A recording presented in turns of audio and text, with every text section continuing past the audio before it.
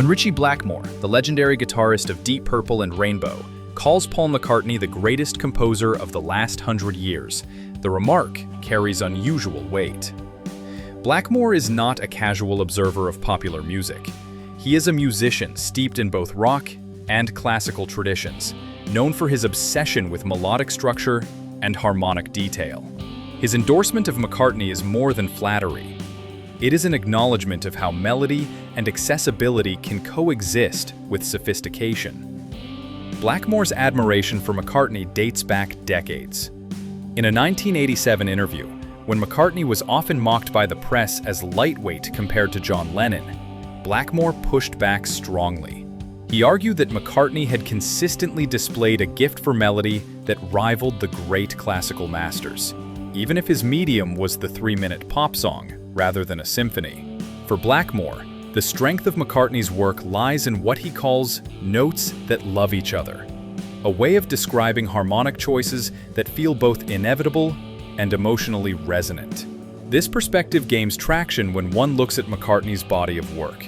Songs like Yesterday, Blackbird, and Hey Jude are deceptively simple, yet musicologists often point to their modal shifts and subtle classical references.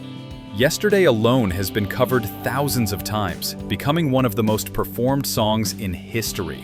McCartney's knack for embedding classical techniques into pop is evident in his use of counterpoint, unconventional chord progressions, and modal melodies, techniques he likely absorbed from both formal study and instinct.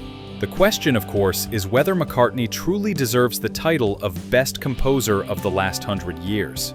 Measured by cultural impact, it is difficult to argue against him.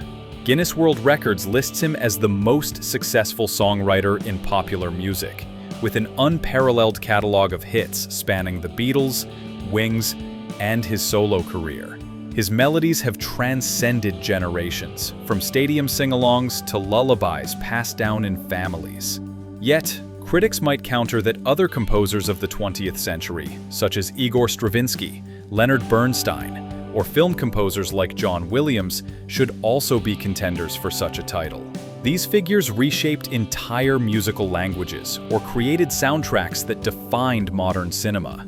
The debate reveals how slippery the term composer can be when stretched across genres as varied as classical, film, jazz, and pop.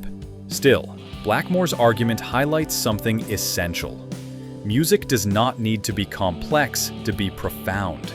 McCartney's genius lies in his ability to merge accessibility with emotional depth, creating melodies that linger in memory with an almost timeless quality.